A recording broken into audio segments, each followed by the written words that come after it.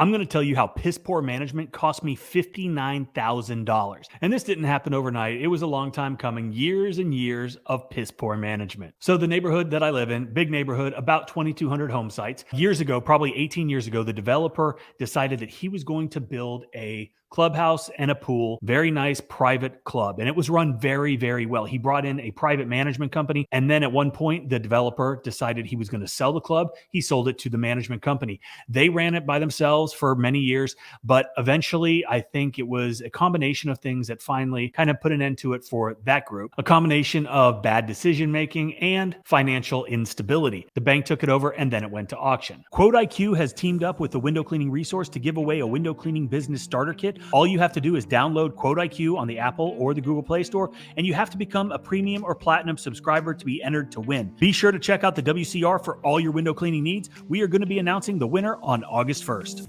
At which point, a new group of folks who had a questionable background as far as managing and running businesses. They'd not been very successful, but they purchased it and they hired their own manager. And this manager was completely incompetent. They ran it for a few years, completely into the ground. And just recently, probably 5 or 6 months ago, they made the announcement that they were going to be completely shutting down the club. There would be nothing there. It is basically abandoned, just rotting away until somebody else comes and buys it. And I hope they do. But that is what cost me almost $59,000. And so you're probably asking yourself, Mike, how did that possibly cost you $59,000? Well, the fact is we love a pool. And with that gone, we had a couple choices. We could go join another club. That means driving somewhere and doing that. Or we just build our own pool. And so that is what we did. And that is how piss poor management cost me $59,000. So I'm making another video about the entire construction process of our pool, which is actually really cool. But in today's video, we're going to discuss various aspects of business management. Basically, we're going to focus on the home service industry and explore some real life examples of how bad management can completely destroy a home service business. So let's dive in. No pun intended. Actually, it was kind of funny. So let's dive in because I was talking about a pool. So we're just going to talk about some hypothetical situations. And in this case, we are talking about ineffective customer service and communication. The first example that I thought about revolves around a home service business that had really bad customer service and communication practices. The owner failed to prioritize timely and effective communication with his customers, didn't implement systems that are needed to manage all of these types of things. And this resulted in missed appointments, delayed responses to quotes, which almost always leads to someone else getting the job. And then, of course, unresolved customer complaints, because when you aren't running your business well, you likely are not very confident in the business or the service that you're providing. And that means you hide, you delay, and then you hope the customers just go away. But they don't. They never go away. So guess what happens? The business gets a really bad reputation in the market.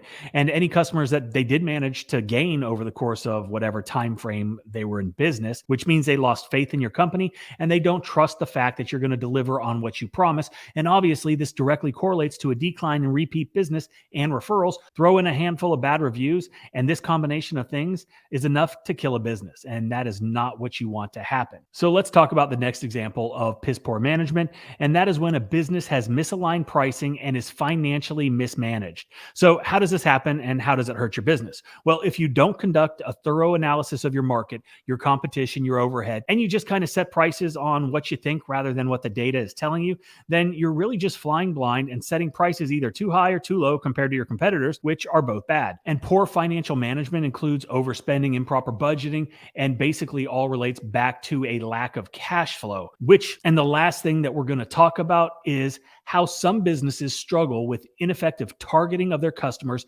and their marketing campaigns. When you fail to accurately identify your target audience, and I talk about this all the time, your marketing isn't going to be as effective. Why? Because you're hitting the wrong demographic, which leads to wasted resources like your time, your energy, and your money, which leads to minimal engagement and a very, very shitty ROI. When your marketing sucks, when you can't get the right eyeballs on your business, you're not going to generate adequate lead flow. You won't have a high conversion rate or a close ratio, which directly impacts your growth and your profitability. And all of that leads back to whether your business is successful, whether this thing is viable for the future, okay?